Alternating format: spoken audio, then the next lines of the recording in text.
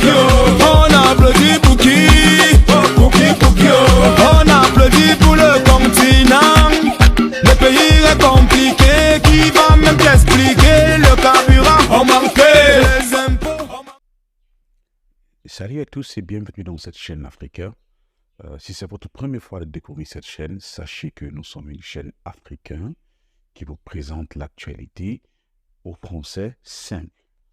Notre objectif, c'est de permettre que le maximum de personnes soient tenues informées de l'actualité.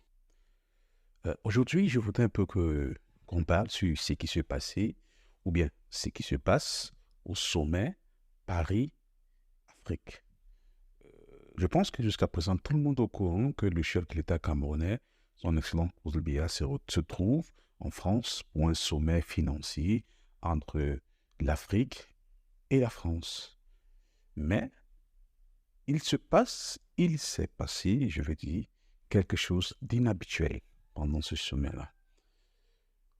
Compte tenu que c'était un sommet financier, le chef de l'État s'est rendu en France avec une délégation constituant de 4 ministres. Le ministère des Finances, Lulpo Motazé, le ministère de l'économie, Lamine Ousmane Meh, le ministère des Travaux publics, Nganou Njomessi, et le ministre des Affaires étrangères, le jeune Belambela. Chose inquiétante, c'est qu'une fois à Paris, le chef de l'État, à sa grande surprise, découvre la présence ou est informé de la présence de Lamine Ousmane Meh, le ministre de l'économie, et de Nganou Njomessi, le ministre des Travaux publics.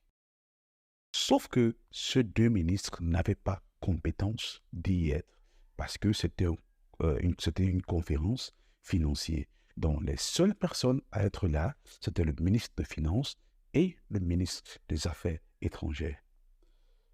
Dans un état de choc, le chef de l'État est obligé de renvoyer ce ministre au pays. Quelque chose qui ne s'est jamais passé au Cameroun.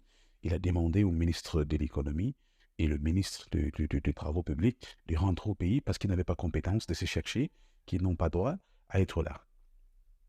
Ce qui m'inquiète, c'est que comment est-ce que notre chef de l'État peut se déplacer du Cameroun jusqu'à Paris sans savoir ceux qui l'accompagnent? Ça pose un problème sécuritaire. Ça veut dire que n'importe qui peut embarquer dans l'avion du chef de l'État et se trouver en France. Normalement, c'est le cabinet civil qui se charge de choisir qui voyage avec le chef de l'État. Donc, le cabinet civil de la présidence n'a pas tenu informer le chef de l'État avant son départ pour la France. Moi, je trouve ça très dangereux, hein? Très dangereux pour notre chef de l'État.